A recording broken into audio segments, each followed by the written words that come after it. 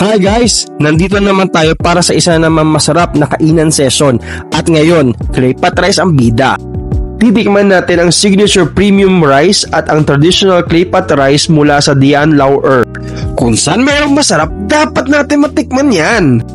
Alam mo ba, sikat ang Dian Lao Er sa buong Singapore pagdating sa traditional Chinese clay pot dishes.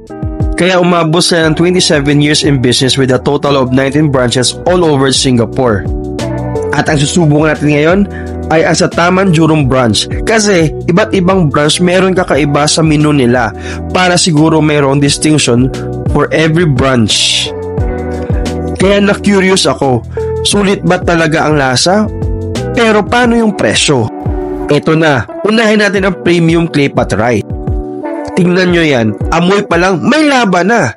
May Chinese sausage, salted fish, juicy chicken, at syempre yung favorite ng Pinoy, pork belly. Idagdag pa natin ang tutong na golden brown sa ilalim. Grabe, yung smoky flavor na tutong combined with the savory sausage and slightly salted dried fish, boom! Flavor bomb talaga. Hindi lang talaga siya rice dish, may layers of flavor. Yung tipong habang ngumunguya ka, may surprise kang natitikmang bawat subo. Kaya naalala ko tuloy nung bata ko, yung sarsa ng adobo nilalagay ko sa kanin para malasa tapos hiwain yung mga meat. Yun! Napanostalgic agad tayo. Kung naghahanap ka ng clay pot rice na may depth, ito ang tamang-tama para sa akin. Pero teka, hindi pa tayo tapos. Sabi nga nila, don't judge a dish by its toppings.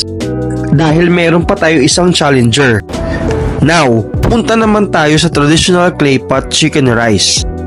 Sa unang tingin, para magkaparesan silang dalawa. Pero mas simple ang look. Walang sausage, walang salted fish, walang pork belly, but don't be fooled. Ang laman nito, chicken, mushroom, at syempre yung clay pot rice. Ito yung tipo ng dish na comfort food ang levels. Sobrang lambot ng manok, lasang-lasa yung marinate nito. Parang may sesame oil at soybeans na slightly sweet and savory. Yung mushroom naman nagbibigay ng earthly na timpla. Tapos yung rice, may konting tutong pa rin pero mas mellow ang flavor. Kung gusto mo na hindi overpowering pero satisfying pa rin, this is it.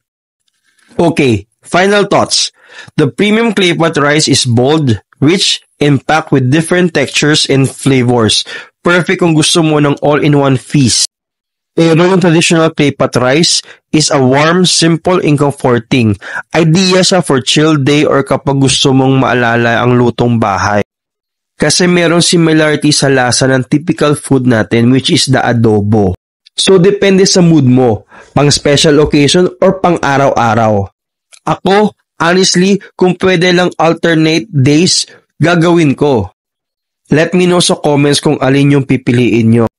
Or kung may ibang clay pot place kayong mai-recommend sa akin, open tayo dyan. Don't forget to follow, like, and subscribe.